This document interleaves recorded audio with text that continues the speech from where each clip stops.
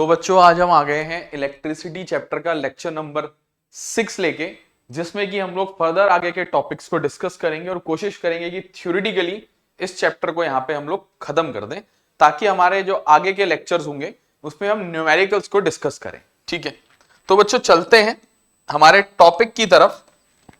तो हमारा जो आज हमने इसमें टॉपिक डिस्कस करना है बच्चों, उसका नाम है बच्चों जूल्स लॉ ऑफ हीटिंग। उसका नाम है joules law of heating.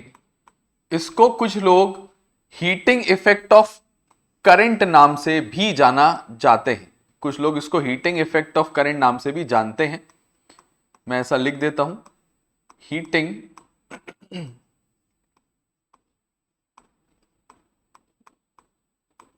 Effects of current, तो heating effects of electric current बच्चों, इस नाम से भी ये टॉपिक फेमस है। अच्छा, इसमें क्या पढ़ा जाता है? कहते हैं इसमें ऐसा कहा जाता है कि किसी भी कंडक्टर में या किसी भी अप्लायंसेस में हम अगर करंट फ्लो करवाएं और लंबे समय तक उसको चलाते रहें, तो कुछ देर बाद नोटिस किया जाता है कि वो चीज क्या हो जाती है बच्चों, गर्म हो जाती है, हीट अप हो जाती है, मतलब उसमें हीट प्रोड्यूस होने लगती है। तो उसी हीट के बारे में बात कर रहे हैं। मैंने कहा when current flows through a conductor, when current flows through a conductor, then heat is produced in it. उसमें क्या प्रोड्यूस होती है? then heat is produced in it. उसमें बच्चों हीट प्रोड्यूस होती है, heat is produced in it which depends upon the following factor, which depends upon the following factors। कुछ factors हैं बच्चों जिन पे वो डिपेंड करती है। ठीक है, तो बात करेंगे उन फैक्टर्स के ही बारे में जिनके बारे में हम डिस्कस करने जा रहे हैं आज। मैंने कहा सबसे जो पहला फैक्टर होता है, अच्छा कहते हैं heat is denoted by capital H. Heat is denoted by capital H. SI unit of heat जो होती है बच्चों, हीट की SI unit is joule. Joule होती है बच्चों इसकी SI यूनिट। तो ये कुछ थोड़ी सी दो ज्ञान की बातें थी हमारे हीटिंग इफेक्ट ऑफ करंट या जूल्स लॉ ऑफ हीटिंग से रिलेटेड, जो मैंने लिख दिया है बच्चों। ठीक है, अच्छा अब हम बात करने जा रहे हैं कि वो हीट प्रोड्यूस किन बातों पे डिपेंड करता है। हम इस हीट प्रोड्यूस की बात करने जा रहे हैं।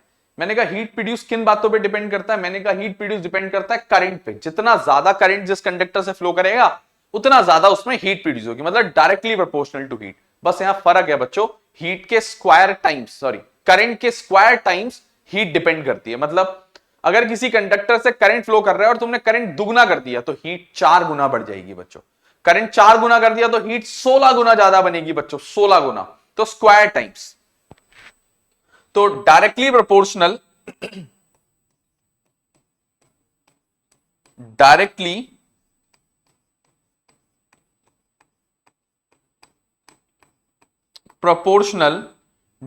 Proportional to the square of current, directly proportional to the square of amount of current लिखते हैं, बल्कि square of amount of current, square of amount of current flowing through it, amount of current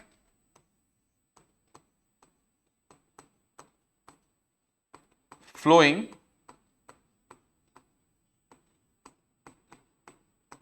through it. तो निष्कर्ष से निकला that is H जो है वो डायरेक्टली प्रोपोर्शनल है बच्चों I स्क्वायर के।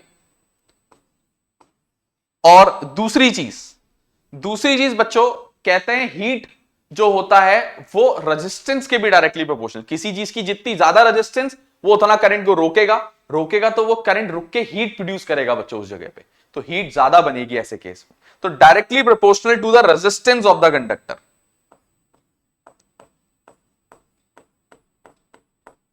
directly proportional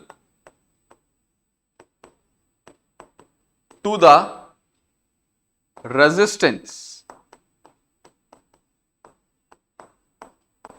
resistance of the conductor, directly proportional to the resistance of the conductor, मतलब that is H is directly proportional to R।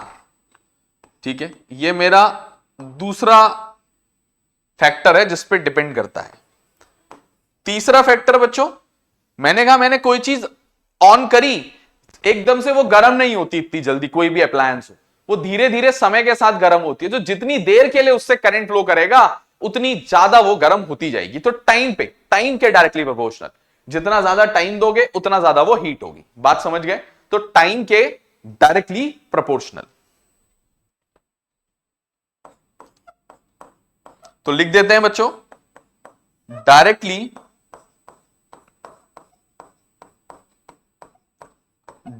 Proportional to the time, directly proportional to the time for which current flows through the conductor, या current flows through it, for which current flows through it. इसका मतलब क्या निकलता है? मैंने कहा that is H is directly proportional to T, small t, time. अच्छा, ऐसा बोल सकता हूं कि तीनों इक्वेशन से, from equation number 1, equation number 2 and equation number 3, इन तीनों इक्वेशन से H जो होता था वो डायरेक्टली प्रोपोर्शनल हो जाता था I square R into T के। ठीक है, अच्छा ये जानकारी तुम लोग को बहुत बेहतर है कि जब भी डायरेक्टली प्रोपोर्शनल का साइन हटता है तो एक कांस्टेंट आता है, जो कि यहां भी आया है, जिसको मैं यहां पे जूल्स लॉ कांस्टेंट कह देता हूं। क्या कह देता हूं? वेयर ये जो K लिखा है वो जूल्स लॉ कांस्टेंट है, जूल्स लॉ कांस्टेंट। एंड ये जो K है उसकी वैल्यू इक्वल टू 1 होती है। K की वैल्यू कितनी होती है? 1 इन SI यूनिट। ठीक है, SI यूनिट में इस K की वैल्यू बच्चों 1 होती है। तो मैं अगर इस एक्सप्रेशन में K की वैल्यू 1 डाल दूंगा तो मुझे H बराबर मिल जाएगा 1 इंटू आई स्क्वायर आर टी। तो आई स्क्वायर आर टी वापिस आ जाएगा, क्योंकि 1 multiplied by any number, 1 multiplied by any number is same number, वापस वही नंबर हमें मिल जाता है। ठीक है, ये मेरा एक बहुत इंपॉर्टेंट फॉर्मूला जूल्स लॉ से डिराइव हुआ है कि जो हीट होती है वो I square R into T होती है। बात क्लियर बच्चों? अब चलते हैं बच्चों आगे की तरफ। ठीक है, उससे पहले मैं कुछ देर का समय आपको दे रहा हूं, कुछ सेकंड्स का समय दे रहा हूं, उतनी देर में आप लोग इसको नोट कर लोगे अच्छे से और स्क्रीनशॉट ले लोगे या किसी तरीके से बच्चों नोट कर लोगे। ठीक है ना? तो उम्मीद करता हूं कि आप लोग ऐसा करोगे। मैं कुछ देर के लिए स्क्रीन से बाहर जा रहा हूं, जल्दी से आप लोग बच्चों उसको नोट कर लोगे और फिर हम आगे की बात करेंगे। चलते हैं बच्चों अब आगे की तरफ को। मैंने कहा अभी ये जूल्स लॉ वाला टॉपिक जो है वो खत्म नहीं हुआ है, इसी के बारे में कुछ बातें और बतानी है। अच्छा, क्या बातें हैं वो? मैंने कहा फ्रॉम जूल्स लॉ, किससे? जूल्स लॉ मेरे को एक फॉर्मूला मिला H बराबर I square R into T. मेरे को एक फॉर्मूला मिला कि हीट जो है वो I square R into T है, और मैंने कहा ये मेरा हीट प्रोड्यूस का पहला फॉर्मूला है, फर्स्ट फॉर्मूला। ये क्या है बच्चों? First formula for heat. ठीक है, मेरा पहला फॉर्मूला है। मैंने कहा इसी का इस्तेमाल करके मैं कुछ चीजें यहां और करने जा रहा हूं। क्या करने जा रहा हूं, सुनना ध्यान से। मैंने कहा H बराबर, ये I को मैं लिखने जा रहा हूं I into R into T as it is, मैंने रहने दिया। और मैंने नोटिस किया कि जो बीच में एक चीज है IR, उसको मैंने ब्रैकेट में डाला, और ये बात मेंशन करी कि मुझे पता है I इंटू आर जो होता है वो V होता है, या V equal to I R होता है। तो मैं I इंटू आर की जगह एक्सप्रेशन में V डाल सकता हूं, मैं V डाल सकता हूं, तो मैं V डाल रहा हूं। तो मेरे को ये जो फॉर्मूला मिल जाएगा, मैंने कहा ये मुझे मिलेगा H बराबर I into V into T, जिसको मैं IVT भी बोल सकता हूं, या मैं ज्यादातर इसको याद करता हूं VIT करके, V इंटू आई इंटू टी करके, याद करने में भी आसानी रहती है। और ये हीट प्रोड्यूस का मेरा सेकंड फॉर्मूला भी मेरे को मिल जाता है यहां पे। इसी तरीके से मुझे हीट प्रोड्यूस का सेकंड फॉर्मूला भी मिल जाता है। ठीक है ना, मुझे हीट प्रोड्यूस का दूसरा फॉर्मूला भी इसी प्रकार ऑब्टेन हो गया है।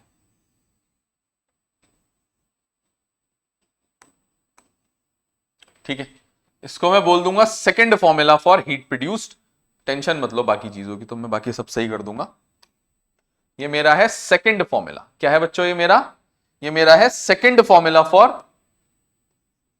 Heat produced. सेकंड बच्चों, सेकंड, दूसरा।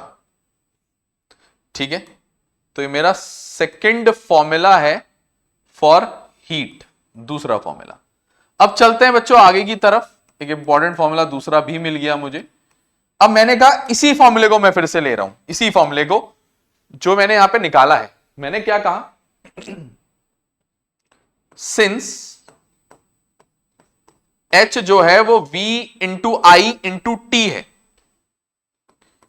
V इंटू आई इंटू टी है, और हम लोग को जानकारी है कि जो V होता है वो आई आर होता है, और जो I होगा वो V अपॉन R होगा। ये मुझे जानकारी है, इसमें मैंने वो वैल्यू डाल दी। ठीक है, H बराबर V इंटू आई, आई की जगह मैंने डाल दिया V upon R, V upon R। इसको मैंने आपस में मल्टीप्लाई किया तो मुझे हीट प्रोड्यूस का एक तीसरा formula V square upon R into T मिल गया। ये मेरा हीट प्रोड्यूस का तीसरा बहुत प्यारा सा फॉर्मूला है।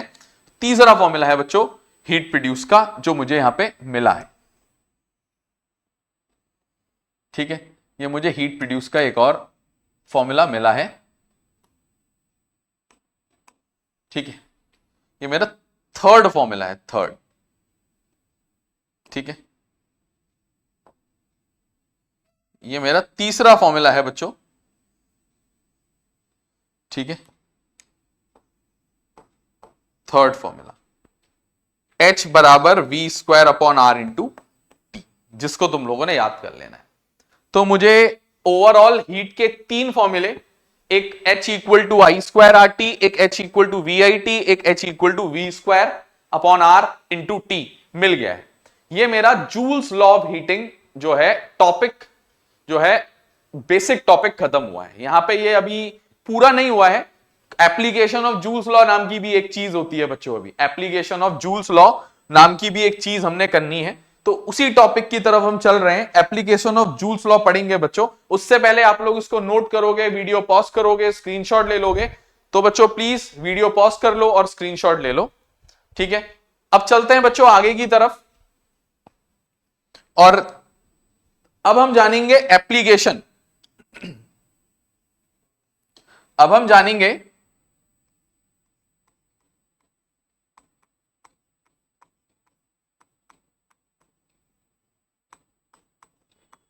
Application of joules law. ठीक है, जूल्स लॉ के एप्लीकेशन के बारे में जानेंगे, क्या इसकी एप्लीकेशन होती है और बच्चों ये बहुत इंपॉर्टेंट है, इसके हर पॉइंट बहुत इंपॉर्टेंट रहने वाला है। ये टॉपिक का ना हर पॉइंट बहुत इंपॉर्टेंट है, इंपॉर्टेंट हर पॉइंट, ठीक है। तो एनसीईआरटी में इसके बहुत क्वेश्चंस आते हैं मतलब, और सीबीएसई में भी बहुत पूछा जाने वाला ये टॉपिक है, मतलब इससे क्वेश्चंस पूछे जाते हैं, ठीक है। तो सबसे पहली एप्लीकेशन की तरफ चल रहे हैं। बहुत इंपॉर्टेंट बात, बहुत प्यारी बात और बहुत इंपॉर्टेंट बात। बात क्या है बच्चों, पूछो। बात बच्चों यह है कि जो हमारे इलेक्ट्रिकल हीटिंग डिवाइसेस होते हैं, ये इलेक्ट्रिकल हीटिंग डिवाइसेस क्या होते हैं? ऐसा डिवाइस जो हीट करने के काम आता है हमारे, जैसे geyser, electric toaster, electric iron press, electric iron, ठीक है। अच्छा, इस तरीके के इलेक्ट्रिक केटल, ठीक है, इलेक्ट्रिक हीटर, इस तरीके के जो आइटम्स होते हैं इनको इलेक्ट्रिकल हीटिंग डिवाइसेस कहते हैं। इनके अंदर हीटिंग एलिमेंट्स होते हैं बच्चों। क्या होते हैं इनके अंदर? Heating elements. मैं बताऊं हीटिंग एलिमेंट, तुमने, मेरे को नहीं लगता गीजर कभी खोल के अंदर देखा होगा, तुम्हें नहीं पता होगा, हाँ, लेकिन तुमने वो इलेक्ट्रिक केटल जरूर देखी होगी। उसके अंदर झांक के देखा होगा, एक छोटा सा एलिमेंट होता है इतना सा मेटल का। चलो छोड़ो, उसको भी छोड़ दो। गीजर नहीं खोला, वो पानी की रॉड होती थी। जब हम छोटे थे तो हमारे घर में ना पानी गर्म करने वाली एक रॉड होती थी, रॉड जिसको हम वो बाल्टी में डिप करते थे लोहे की, और प्लग में लगाते थे, ऑन करते थे, वो पानी गर्म कर देता था। उसका जो आगे का जो एलिमेंट होता ना, गोल गोल सा, वो ऐसा ऐसा ऐसा, that is known as heating element. कहते हैं वो जो हीटिंग एलिमेंट है वो प्योर मेटल का कभी नहीं बनता।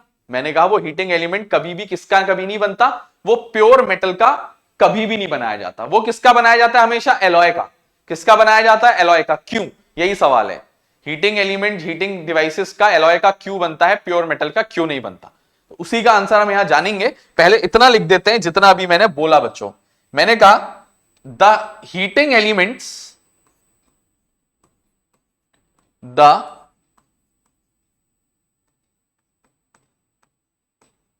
heating elements of electrical heating devices, electrical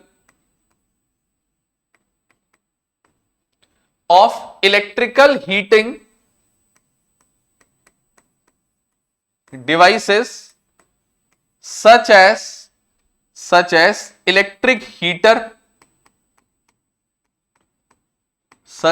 electric heater, comma toasters, comma iron,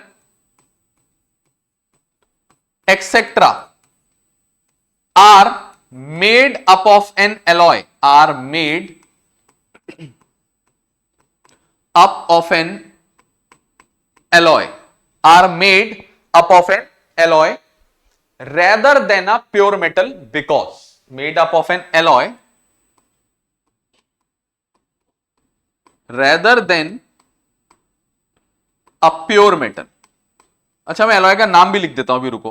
pure metal, because, कारण तो मैं बता ही दूंगा, rather than a pure metal because, एक सेकेंड बच्चों, बहुत प्यारी सी बात है। Rather than a pure metal because, मैंने वहां जगह बनाई हो, किसी वजह से बनाई है। बिकॉज मैंने कहा ऑफ एन एलॉय, एलॉय का यहां नाम भी लिख देता हूं ना मैं, ठीक है। रेदर देन अ एलॉय, ब्रैकेट में लिख देता हूं बच्चों उस एलॉय का नाम होता है बच्चों निक्रोम। निक्रोम ये एक एलॉय है जो इस्तेमाल होता है हीटिंग एलिमेंट्स को बनाने के लिए। ये एक एलॉय है जिसका इस्तेमाल हीटिंग एलिमेंट को बनाने के लिए होता है। बात क्लियर बच्चों? मैंने बहुत अच्छे से हाईलाइट किया है, जितना मैं कर सकता था मैं करता हूं बच्चों। तो इससे बनता है बच्चों। क्यों? मैंने कहा क्योंकि हीटिंग एलिमेंट जो होते हैं ना बच्चों, हमें उसमें हीट ज्यादा चाहिए होती है। चाहिए भाई, हम चाहते हैं वो ज्यादा हीट प्रोड्यूस करें, तभी तो जल्दी पानी गर्म होगा, जल्दी हमारा ब्रेड बनेंगे टोस्टर के अंदर, है ना। इलेक्ट्रिक गीजर में तेज पानी गर्म होगा तभी तो होगा। इलेक्ट्रिक हीटर में तेज हमें हीट मिलेगी, गर्मी मिलेगी जाड़ों में, विंटर्स में, तभी तो होगा। तो इसके लिए मुझे हाई रेजिस्टेंस चाहिए। तो मैंने नोटिस किया है कि प्योर मेटल की रेजिस्टेंस एलॉय के मुकाबले कम होती है, एलॉय की रेजिस्टेंस ज्यादा होती है। तो एक तो रीजन ये हो गया, दो रीजन दूंगा। दूसरा रीजन बच्चों, एलॉय का मेल्टिंग पॉइंट प्योर मेटल के मुकाबले ज्यादा होता है। एलॉय का मेल्टिंग पॉइंट प्योर मेटल के मुकाबले। अच्छा यहां मेल्टिंग पॉइंट ज्यादा क्यों चाहिए? अरे पता चला बच्चों, हीट करने के चक्कर में एक इतना सा एलिमेंट हमारी छोटी सी केटल के अंदर पूरे पानी को गर्म करता है, तो कितना हीट होता होगा ना वो। पता चला पानी को हीट करने के चक्कर में वो एलिमेंट ही पिघल गया पानी के अंदर, गड़बड़ हो जाएगी ना बच्चों। तो उसका मेल्टिंग पॉइंट भी हाई होना चाहिए, है ना। तो दो कारण बताऊंगा यहां पे मैं। बिकॉज ए, पहला कारण, ओहो ये तो पिंक हो गया, पीले रंग से लिखेंगे बच्चों, ए। ठीक है, मैंने कहा ए, मैंने कहा alloys have a high resistance. ठीक है, मैंने कहा alloys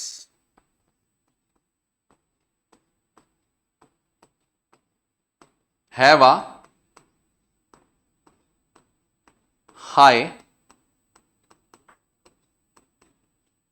resistance as compare to pure metal, as compare to pure metal. B part, alloys have a high melting point.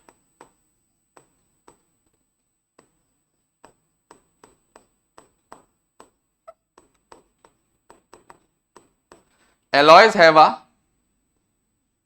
high melting point as compared to pure metal. ये दो कारणों की वजह से बच्चों, तुम्हें अगर एग्जाम में क्वेश्चन आएगा तो तुम्हें ये पूरी statement as it is copy करना होगा वहां पे बिकॉज तक, और फिर ये दो कारण बताने होंगे। ठीक है बच्चों, उम्मीद करते हैं आप लोगों को ये बात समझ आ रही हो। चलते हैं बच्चों दूसरे पॉइंट की तरफ, और क्या होता है।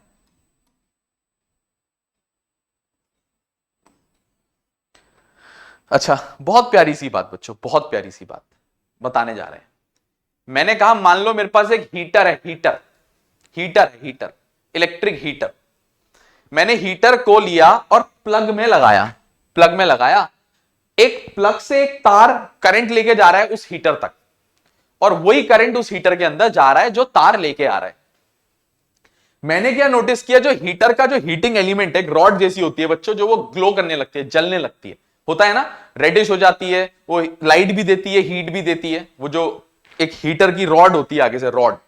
तो मैंने नोटिस किया वही करंट वो तार लेके आ रहा है और वही करंट उस हीटर के अंदर जा रहा है। वो तार जो वो करंट को लेके आ रहा है, जो कनेक्टिंग केबल है, वो तो ग्लो नहीं कर रही, वो तो नहीं जल रही, ग्लो नहीं कर रही, ना वो हीट दे रही है। लेकिन जो हीटिंग एलिमेंट है, जो हीटर के अंदर वही सेम करंट जा रहा है, वो हीटिंग एलिमेंट ग्लो करने लग जा रहा है। व्हाई? ये क्वेश्चन है, why does the heating element of electrical heating devices such as electric heater glows whereas the connecting cord या केबल डू नॉट? व्हाई?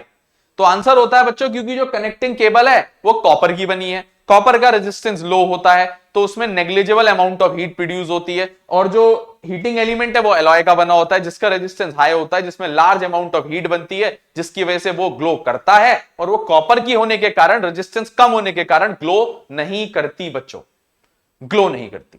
चलते हैं बच्चों आगे की तरफ।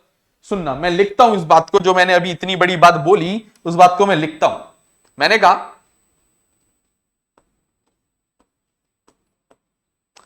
the connecting cable, the connecting cable, ठीक है, the connecting cable of electric heater या हीटिंग डिवाइसेस भी लिख सकते हो, डू नॉट ग्लो, नहीं जलती बच्चों, do not glow, whereas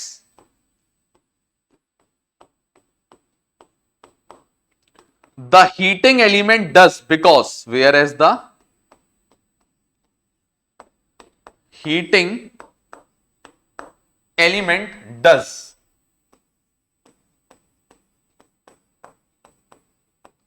because, कारण बता देते हैं बच्चों। मैंने कहा ऐसा इसीलिए होता है क्योंकि जो कनेक्टिंग केबल होती है वो जो होती है कॉपर की बनी होती है, because the connecting cable, the connecting cable is made up of N alloy, sorry, is made up of copper. किसकी बनी होती है cable? Is made up of copper,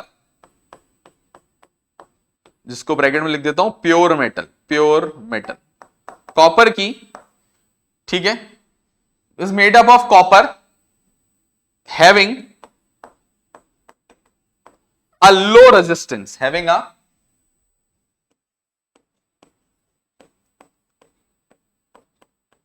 low resistance, ठीक है। The connecting cable is made up of copper having a low resistance due to which a negligible, ना के बराबर, a negligible, ignore करने लायक, a negligible amount of current is, sorry, amount of heat is produced in it, amount of negligible amount of heat is produced in it, negligible amount of heat is produced in it and it do not glow, नहीं जलती बच्चों, and it do not glow, do not glow, whereas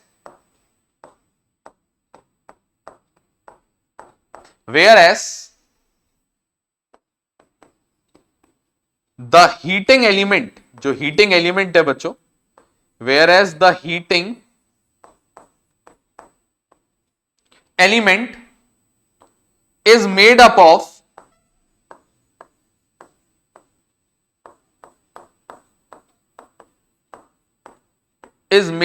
an alloy, ठीक है, made up of an alloy, ठीक है, made up of an alloy, nichrome लिख दिया bracket में, made up of an alloy, साफ नहीं दिख रहा होगा ना, सही कर देते हैं इसको, alloy जिसका नाम होता है निक्रोम, alloy का नाम जो हम जनरली यूज करते हैं nichrome, made up of an alloy nichrome having a high resistance, having a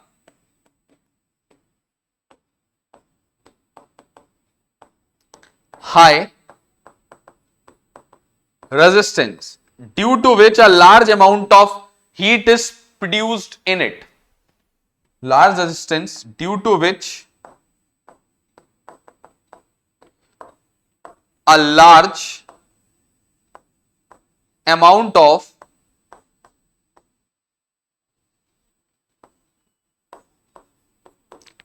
heat is produced in it,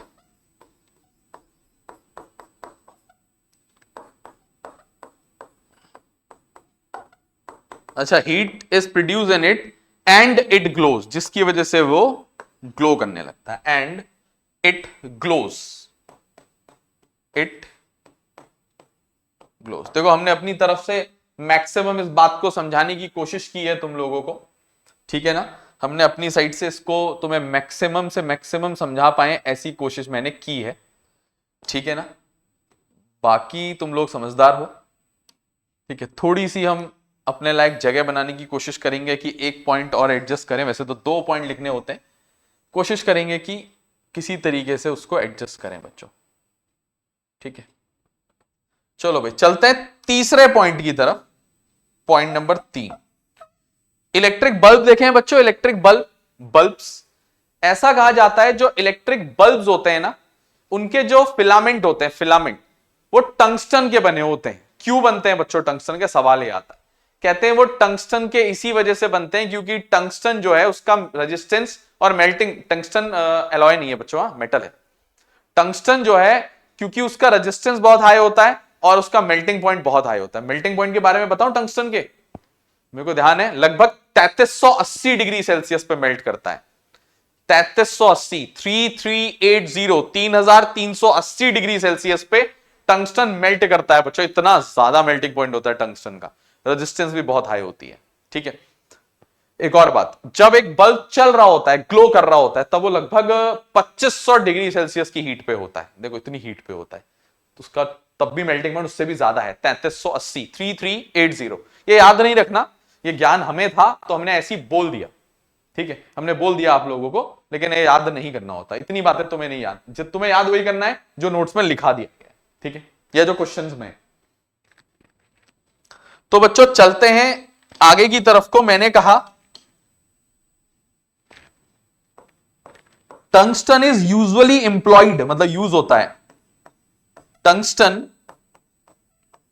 is usually, tungsten is usually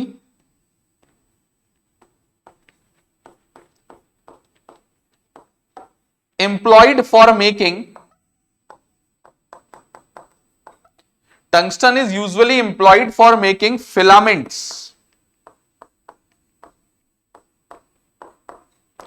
of electric bulbs, because exam में आएगा ये question, give reason why tungsten is exclusively used for making filament of electric bulbs, तो reason तुम यही दोगे, because पहला reason बच्चों, पहला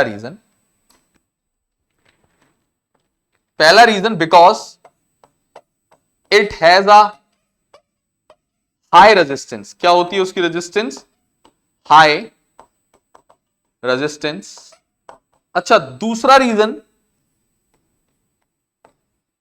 it has a high melting point.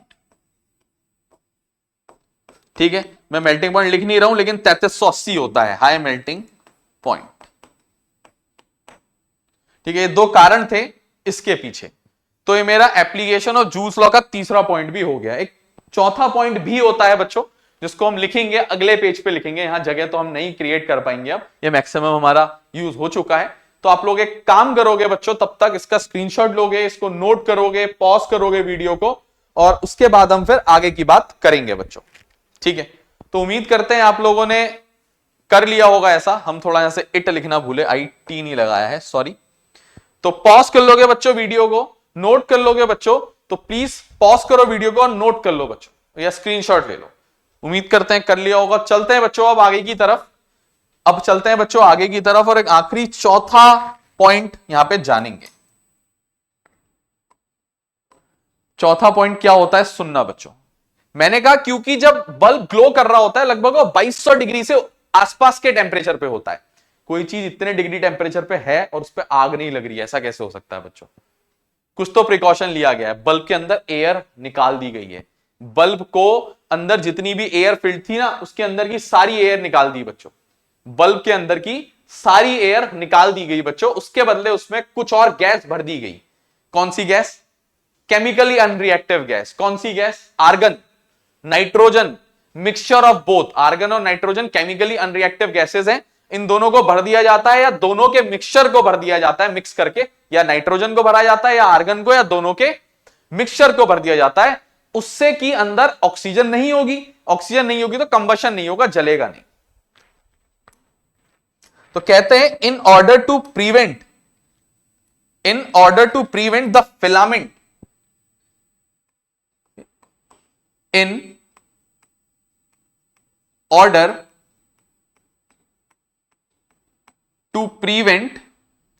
in order to prevent the filament, prevent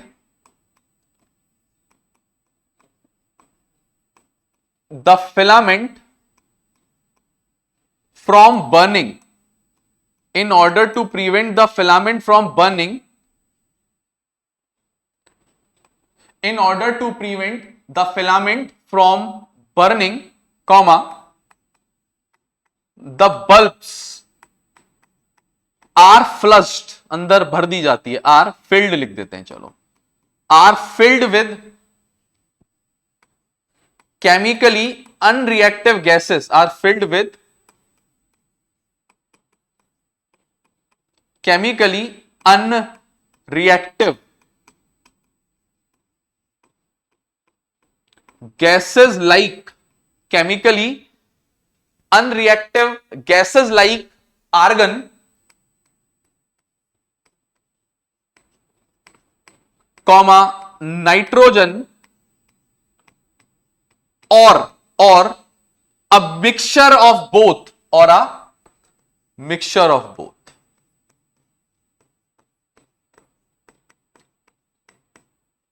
तो ये मेरी जूल्स लॉ की बच्चों प्रॉपर्टीज पूरी हो गई हैं। आज हमने क्या जाना, आज हमने जूल्स लॉ क्या होता है जाना, किन बातों पे वो हीट प्रोड्यूस होती है डिपेंड करती है जाना, किससे डिनोट करते हैं, उसकी एसआई यूनिट क्या होती है। फिर हमने जाना बच्चों उसके टोटल के टोटल तीनों फॉर्मूले जाने। उसके बाद बच्चों हमने जाना एप्लीकेशन ऑफ जूल्स लॉ, उसमें point number 1, point number 2, point number 3 और लास्ट जो हमने डिस्कस किया वो डिस्कस किया बच्चों पॉइंट नंबर 4। उम्मीद करते हैं कि आप लोगों ने इसको नोट कर लिया होगा, नहीं किया है तो प्लीज पॉज द वीडियो और इसका स्क्रीनशॉट ले लो बच्चों और नोट कर लो बच्चों उसको। उम्मीद करते हैं आपने अब कर लिया होगा ऐसा। चलते हैं बच्चों आगे की तरफ को, चलते हैं बच्चों आगे की तरफ को, अगले टॉपिक की तरफ को। तो मुझे जूल्स लॉ भी पता चल गया, एप्लीकेशन ऑफ जूल्स लॉ भी पता चल गया, ठीक है। चलते हैं आगे की तरफ। मेरा जो अगला टॉपिक होता है बच्चों फिजिक्स में वो होता है इलेक्ट्रिकल पावर, पावर के बारे में। देखो मेरे पास अब दो छोटे छोटे टॉपिक और बचे हैं, एक इलेक्ट्रिकल पावर और एक इलेक्ट्रिकल पावर के बाद मेरे पास जो दूसरा टॉपिक बचा है बच्चों पावर के अलावा, ठीक है, वो बचा है इलेक्ट्रिकल एनर्जी, इलेक्ट्रिक पावर और इलेक्ट्रिक एनर्जी। ये दो टॉपिक कराएंगे, इसके बाद मेरा थ्योरेटिकल पोर्शन बच्चों खत्म हो जाएगा, ठीक है। फिर हम लेक्चर नंबर 6, 7 मे बी 8 वैसे 6-7 में हो जाएगा, ठीक है ना। तो उसके बाद 6 के बाद 7 और 8 साथ में कोशिश करेंगे क्वेश्चंस कराएं, नहीं तो 7 और 8 में हमारे न्यूमेरिकल्स खत्म हो जाएंगे। ये हमारा थ्योरेटिकली मेरे को लगता है लास्ट लेक्चर होने वाला है, ठीक है। तो चलते हैं बच्चों हम लोग अगले टॉपिक की तरफ जिसका नाम है इलेक्ट्रिकल पावर।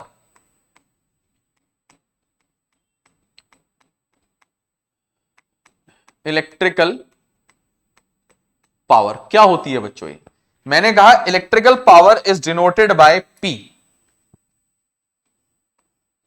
मैंने कहा डिनोटेड बाय कैपिटल पी। मैंने कहा एसआई यूनिट क्या हो सकती है इसकी? SI unit of electrical power is what? Power, electrical power is what बच्चों, कैपिटल डब्ल्यू, ठीक है। इलेक्ट्रिकल पावर की एसआई यूनिट होती है वॉट, डब्ल्यू, ठीक है, WATT, वॉट, WATT साफ से लिखते हैं वॉट, ठीक है बच्चों। इलेक्ट्रिकल पावर की एसआई यूनिट वॉट होती है, वॉट, ठीक है। इलेक्ट्रिकल पावर की एसआई यूनिट क्या होती है बच्चों? वॉट होती है, वॉट। उम्मीद करते हैं आप लोग को समझ आ रहा होगा। अब बात करते हैं कि इलेक्ट्रिकल पावर होता क्या है। पावर क्या है बच्चों? किस रफ्तार से तुम काम कर सकते हो वो तुम्हारी पावर है। तो rate of doing electrical work is known as electrical power. बहुत प्यारी सी डेफिनेशन। मैंने कहा इलेक्ट्रिकल पावर क्या होती है? Rate of doing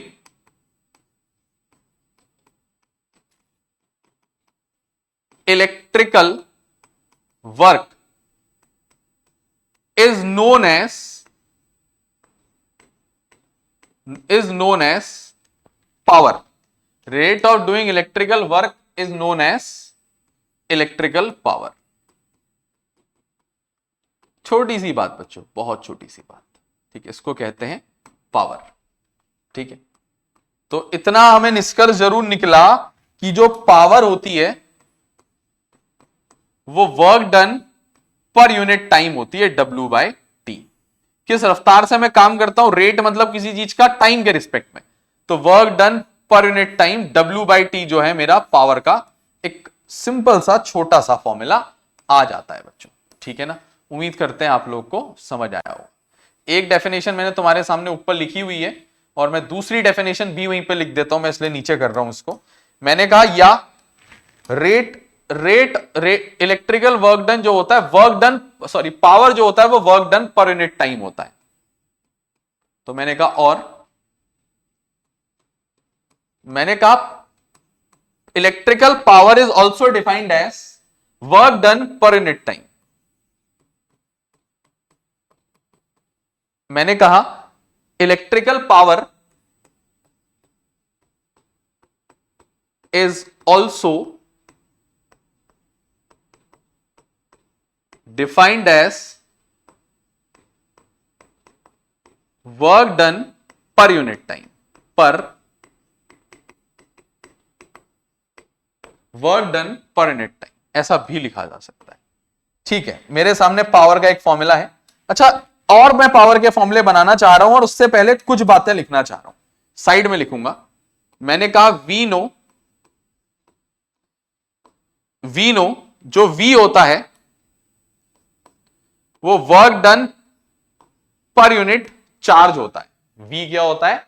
work done per unit charge. इससे मुझे इंप्लाइज दैट W का जो वैल्यू मिल गया वो V इंटू क्यू मिल गया। W का जो वैल्यू मिल गया वो क्या मिल गया? V into Q. ऑल्सो जो Q होता है बच्चों वो मेरा I इंटू टी होता है। Q equal to I into T, क्योंकि I जो होता है वो Q बाई टी होता है। मैं और अच्छे से लिखता हूं इसको ताकि तुम लोग को कोई कंफ्यूजन ना हो। ऑल्सो मैंने कहा I जो होता है वो Q बाय टी होता है, तो इससे क्रॉस मल्टीप्लाई करके Q equal to I into T आ जाएगा। इस वैल्यू को मैं इस फॉर्मूले में इंसर्ट करूंगा, तो मेरा जो V बनेगा वो बराबर बनेगा, सॉरी W बनेगा, तो मेरा ये जो W बनेगा W, ये W बन जाएगा V into Q. V into Q की जगह मैं लिख दूंगा IT। Q की जगह मैं क्या लिखूंगा? IT। इसको यूज करा मैंने बच्चों, तो मेरे पास W की जो वैल्यू आई है वो VIT आ गई है। वर्क डन की वैल्यू क्या आ गई है बच्चों? V इंटू आई इंटू टी। तो इस वैल्यू को मैं यहां इंसर्ट करने जा रहा हूं। इसको मैंने ले लिया, बल्कि मैं इसको सीधे यहां डाल देता हूं, इंसर्ट क्या दिखाऊं करते हुए, ठीक है ना। तो नाउ इसको मैं पहला फॉर्मूला बनूंगा अभी थोड़ी देर में। फिलहाल नाउ जो मेरा पावर है वो V इंटू आई इंटू टी अपॉन टी है। आप लोग खुद नोटिस कर पा रहे होगे T से T यहां कैंसिल हो सकता है, तो मेरा जो पावर का फॉर्मूला बन जाएगा वो बन जाएगा V इंटू आई, वी आई। ये मेरा पावर का दूसरा बच्चों फॉर्मूला है।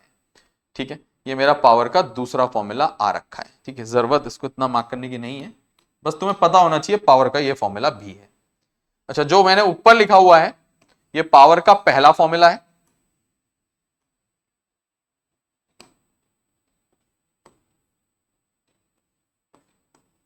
First formula of power, first formula of power. अच्छा, जो नीचे लिखा हुआ है बच्चों ये मेरा पावर का दूसरा बच्चों फॉर्मूला है, इसको भी हम लोग कॉपी कर लेते हैं। ये मेरा पावर का दूसरा फॉर्मूला है।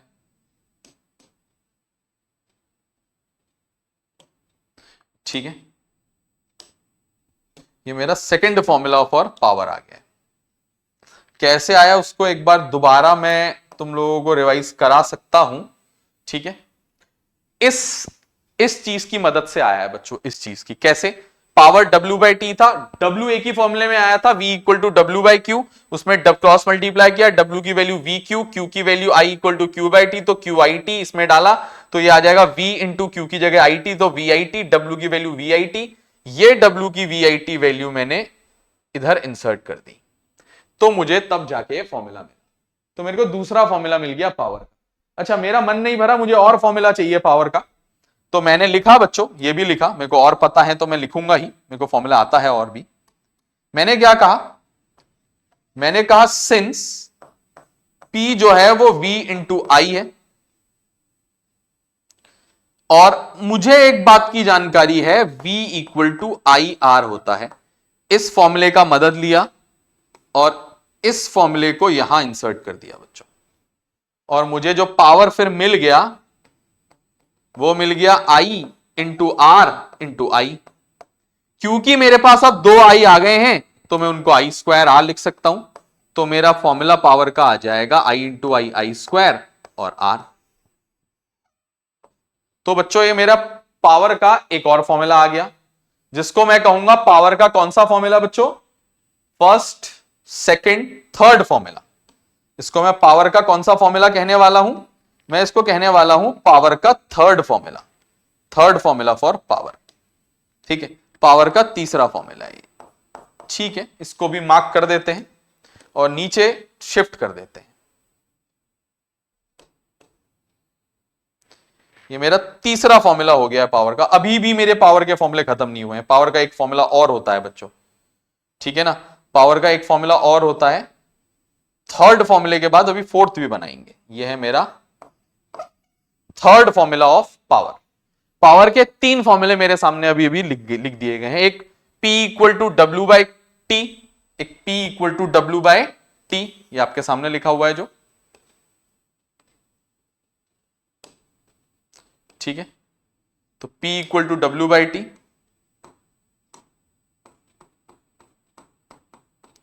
और दूसरा P equal to V into I, तीसरा P equal to I square R, ठीक है। चौथा फॉर्मूला भी होता है बच्चों। चौथे फॉर्मूले को भी बनाने की कोशिश करते हैं, और मन तो था यहीं पे बनाए इसी पेज में, लेकिन अब जगह नहीं है। चलो फिलहाल आखिरी फॉर्मूला तुम्हारे सामने है, मैं आगे से हट रहा हूं। Please pause the video, please pause the video और इसको बच्चों नोट कर लो। और उसके बाद नोट करने के बाद बच्चों प्लीज वीडियो का स्क्रीनशॉट, मतलब स्क्रीन का स्क्रीनशॉट भी रख लो, ताकि तुम नोट अगर नहीं कर पा रहे हो तो थोड़ी देर में नोट कर लो, ठीक है। तो उम्मीद करते हैं कर लिया होगा, और चलते हैं बच्चों आगे की तरफ। मैंने कहा ये नोट करो, P equal to I square R from third formula of power आया था, फ्रॉम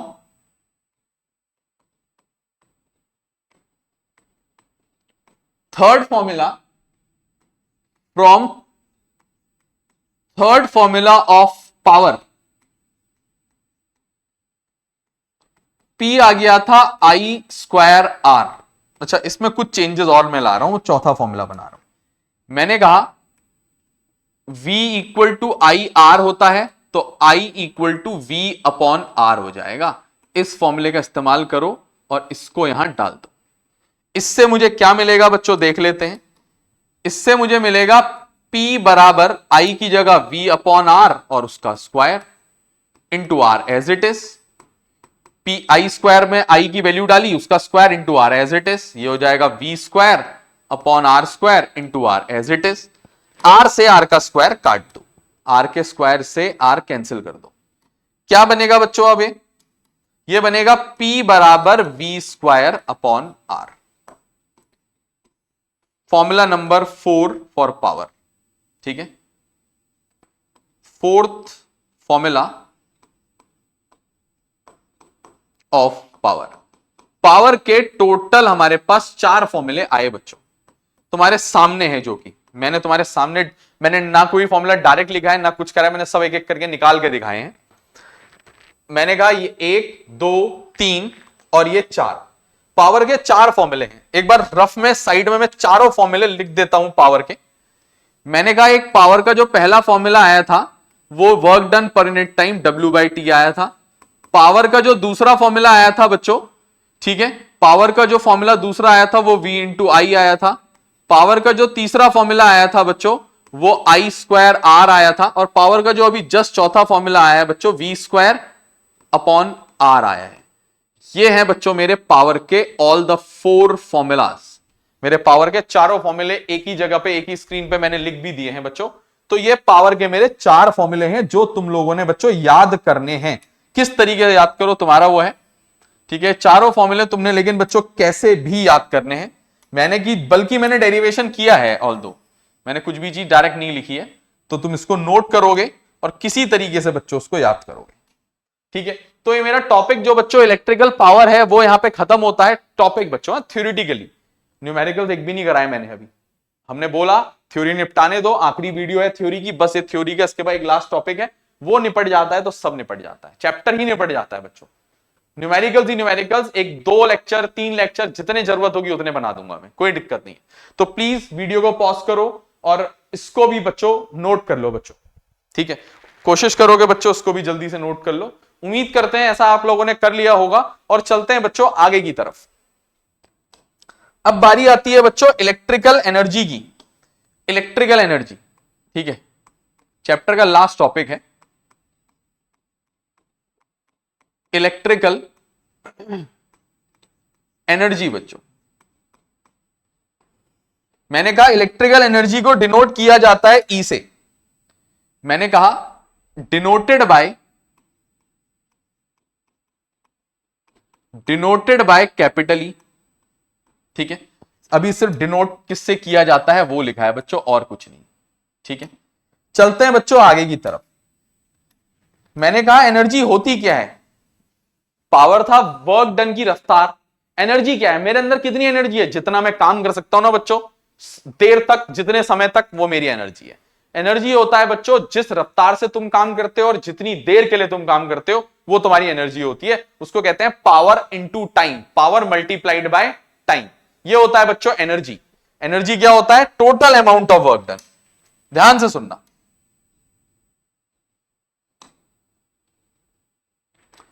मैंने कहा electrical energy is defined as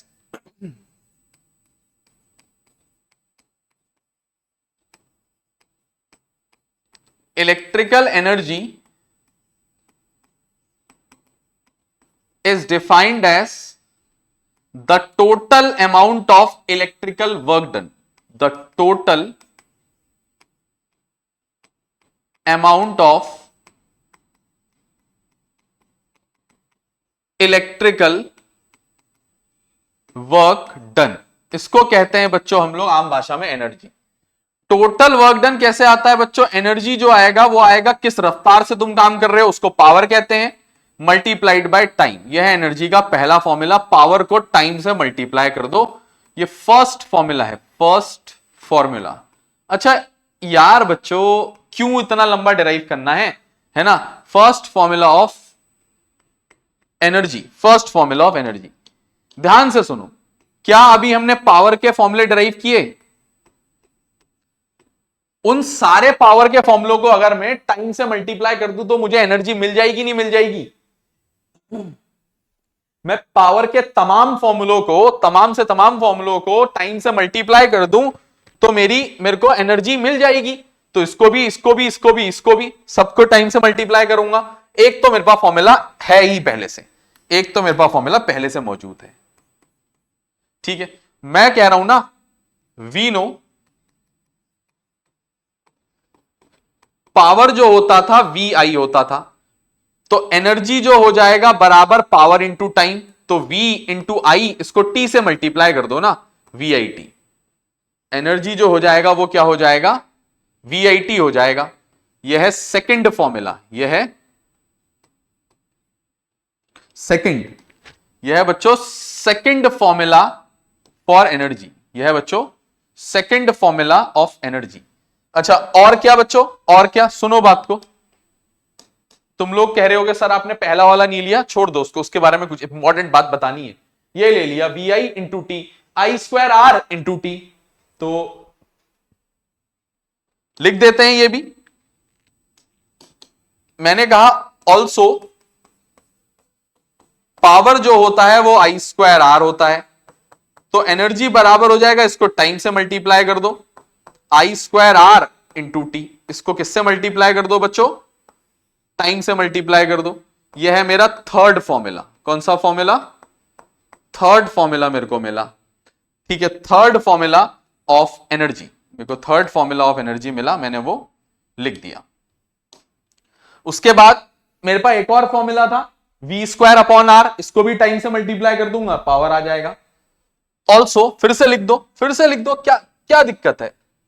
also power जो होता था वो वी स्क्वायर अपॉन आर होता था बच्चों, वी स्क्वायर अपॉन आर होता था। तो एनर्जी जो होगा वो बराबर हो जाएगा, इसी को मल्टीप्लाइड बाय टाइम कर दो, इसी को मल्टीप्लाइड बाय टाइम कर दो। ये मेरा फोर्थ, चौथा फॉर्मूला भी बन गया बच्चों। ठीक है, सर ने आपको मैक्सिमम बातें देखो बच्चों इस चीज के बारे में बता दी है। सर जी ने आपको जितना उनको पता था ना इस चीज के बारे में, जितने फॉर्मूले आते थे सब बता दिए एनर्जी के चारों। एनर्जी के बारे में, एसआई यूनिट के बारे में सर जी ने अभी नहीं बताया, और कोई वजह ही रही होगी जो हमने नहीं बताया तुम्हें। बताते हैं बच्चों। मैंने कहा एसआई यूनिट एनर्जी की, एसआई यूनिट ऑफ एनर्जी बात करते हैं। तुम लोग तो जूल्स बोल दोगे नहीं, लेकिन ये एनर्जी क्योंकि इलेक्ट्रिकल एनर्जी है, लो लिख भी देते हैं। हम थोड़ा सा कभी कभी लापरवाही कर देते हैं ना, छोटी छोटी। इलेक्ट्रिकल एनर्जी बच्चों, ऐसा यूनिट ऑफ एनर्जी नहीं, इलेक्ट्रिकल एनर्जी, इलेक्ट्रिकल एनर्जी बतानी है आप लोग। बताएंगे जी, जरूर बताएंगे। मैंने कहा सिंस एनर्जी जो होती है वो पावर मल्टीप्लाइड बाय टाइम होती है, और मैंने कहा, और बच्चों मैंने कहा क्योंकि पावर की एसआई यूनिट वॉट होती है इनटू टाइम की सेकंड होती है, तो वॉट सेकंड इसकी एसआई यूनिट हो जाती है, वॉट सेकंड इसकी एसआई यूनिट हो जाती है।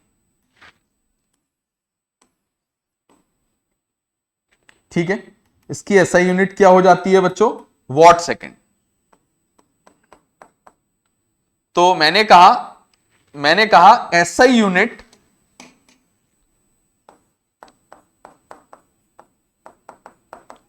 Of electrical energy is what second. Electrical energy की एसआई यूनिट क्या निष्कर्ष निकला बच्चों मेरा, कि उसकी एसआई यूनिट क्या होती है? उसकी एसआई यूनिट होती है बच्चों वॉट सेकंड। तुम्हारे सामने मैंने बहुत अच्छे से उस बात को नोट भी कर दिया है और हाईलाइट भी कर दिया है।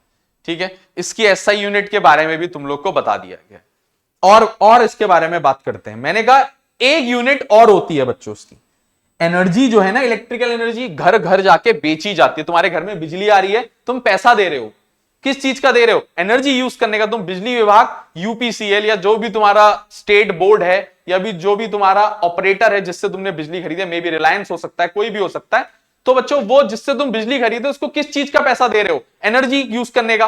तुम लोग क्या यूज कर रहे हो? उसकी एनर्जी यूज कर रहे हो, तो तुम्हें बेच रहे हैं। वो ऐसा यूनिट में थोड़ा ना बेचेंगे तुम्हें, वॉट के हिसाब से। तुम कितना वॉट खर्च कर दोगे? तो लाखों बड़ी यूनिट में दिया जाता है। कॉमर्शियल यूनिट कहते हैं उसको। क्या कहते हैं? Commercial unit of electrical energy is, सुनना बात ध्यान से,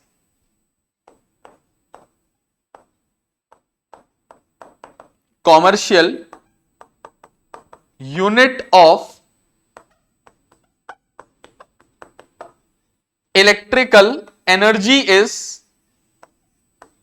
क्या होती है? लिखता हूं, मैंने कहा kilowatt hour, kW.h, kilowatt hour. ये कंपैरेटिवली बड़ी यूनिट है उसके मुकाबले। किलोवाट आर इसकी यूनिट होती है बच्चों। ठीक है, किलोवाट आर इसकी यूनिट होती है बच्चों। मैं एक काम कर रहा हूं, थोड़ी जगह बना के इसको और प्यार से लिखूंगा, और प्यार से। ठीक है, थोड़ी जगह बनाऊंगा और इसको और अच्छे से लिख दूंगा। अभी हमारी कोशिश ये रहती है बच्चों कि हम ज्यादा से ज्यादा आप लोग के लिए मेहनत करें और अच्छे से लिखें। ठीक है, ताकि तुम्हारी भी आदत हो कि हाँ सर जी ने बहुत अच्छे से लिखा था तो हम भी अच्छे से ही नोट करेंगे। ठीक है, ताकि एग्जाम में ये हैबिट बोर्ड में कंटिन्यू रहे और अच्छे से अच्छा रिजल्ट हम लोग का उद्देश्य रहेगा तुम लोगों का। ठीक है, तो हमने ये भी मार्क कर दिया है।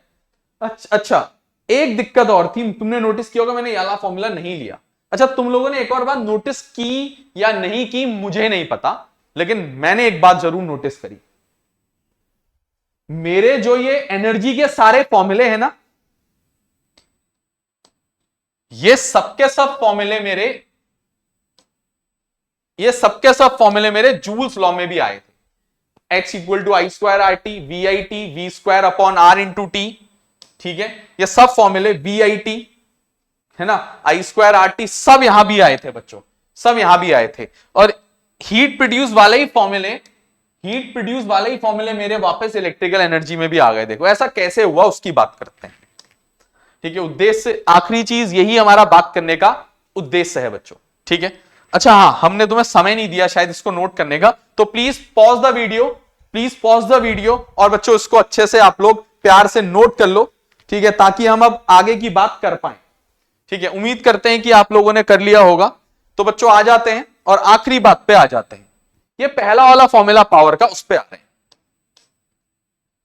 सुनना बच्चों ध्यान से, मैंने कहा वी नो, जो पावर होता है वो work done per unit time होता है। ठीक है, मैंने कहा जो पावर होता है वो work done per unit time होता है, और एंड जो एनर्जी होता है वो पावर इनटू टाइम होता है। मैंने तुम्हें याद है लेक्चर नंबर शुरुआत में लेक्चर नंबर 2 में न्यूमेरिकल जब एक कराया था, मैंने कहा था एनर्जी और वर्क डन बराबर होते हैं, तुम पे जितनी एनर्जी है उतना ही तुम वर्क डन कर सकते हो। फिजिक्स में ई और डब्ल्यू बराबर होते हैं, ये वही आने जा रहा है बच्चों। तो मैंने क्या करा, मैंने एनर्जी ऐसे ही रहने दिया, पावर की जगह पावर में ये फॉर्मूला डाल दिया, work done per unit time multiplied by time, और टाइम से टाइम काट दिया, और निष्कर्ष से निकला कि एनर्जी और वर्क डन बराबर होते हैं। ठीक हो गया, एनर्जी और वर्क डन बराबर होते हैं। ठीक है, तो छोटी बात है। इसके बाद और सुनो बच्चों, इसके बाद और सुनो, क्या एनर्जी I²RT नहीं होता? होता है। क्या हीट प्रोड्यूस भी I²RT नहीं होता? क्या हीट प्रोड्यूस भी I²RT नहीं होता? तो हीट प्रोड्यूस भी तो एनर्जी के बराबर होता है। ऑल्सो सुनो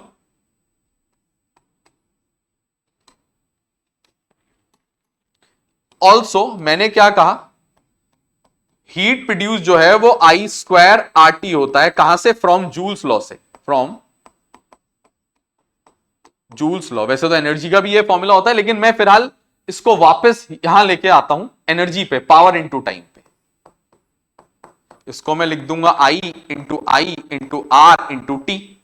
ठीक है, या तुम लोग सीधे लिख सकते हो, तुम लोग ऐसा भी तो लिख सकते हो, this is the also the formula for energy, ऐसा भी तो लिख सकते हो।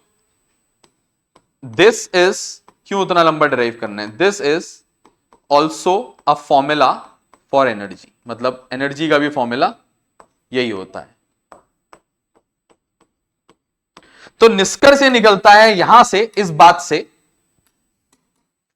कि जो हीट प्रोड्यूस होता है और एनर्जी होती है वो भी बराबर होती है। इन दोनों को कंपेयर करके एक निष्कर्ष निकलता है कि जितनी हीट प्रोड्यूस होती है उतनी ही एनर्जी होती है और उतना ही वर्क डन किया जाता है। ठीक है, ये कहां काम आएगा, क्या काम आएगा, कुछ नहीं पता होता बच्चों, फिजिक्स है, कहीं भी कुछ भी काम आ सकता है। ठीक है, तो उम्मीद करते हैं आप लोग को ये बात समझ आई होगी। आप लोग इस बात को नोट कर लो, मैं कुछ देर के लिए साइड हो रहा हूं, please pause the video and note it down बच्चों। ठीक है, तो उम्मीद करते हैं आप लोगों ने ऐसा कर लिया होगा, और ये थ्योरेटिकली ऑलमोस्ट हम चैप्टर खत्म कर चुके हैं। हम लोग अब अगले लेक्चर में, लेक्चर नेक्स्ट जब लेके आएंगे तो उसमें न्यूमेरिकल से ही शुरुआत करेंगे, न्यूमेरिकल से ही उसका अंत करेंगे। मे भी 2 लेक्चर्स और आए बच्चों इस चैप्टर के न्यूमेरिकली। तो उम्मीद करते हैं आप लोग को वीडियो हमारी पसंद आई होगी बच्चों। ठीक है, और अच्छा लगा होगा देख के वीडियो को, ठीक है ना, अच्छा लगा होगा।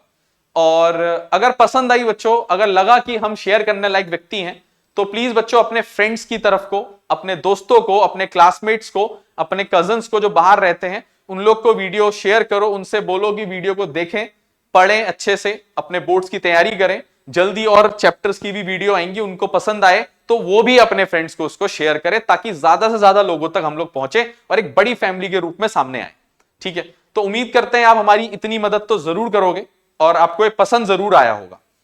तो प्लीज बच्चों ज्यादा से ज्यादा लोगों तक ये वीडियो पहुंचाओ, उनको बोलो इसमें लाइक करें, कमेंट करें, वीडियो को शेयर करें, अपने नॉन क्लास 10th के स्टूडेंट्स तक इस वीडियो को पहुंचाओ, उनके नॉन क्लास 10th तक इस वीडियो को पहुंचाने को बोलो, और ज्यादा से ज्यादा जगह इसको शेयर करो बच्चों। और आज जैसा कि हम लोग हैं, आज बच्चों धनतेरस है, आज धनतेरस का त्योहार है, तो हमारी तरफ से आपको बहुत बहुत धनतेरस की शुभकामनाएं हैं। ठीक है, उम्मीद करते हैं कि आप लाइफ में ऐसे ही आगे बढ़ते रहेंगे, हमसे सीखते रहेंगे और हम आपको सिखाते रहेंगे। थैंक यू सो मच बच्चों, मिलते हैं बहुत जल्द अगले लेक्चर में, बहुत ही जल्दी अगले वीडियो में मिलेंगे बच्चों। Thank you so much, thank you.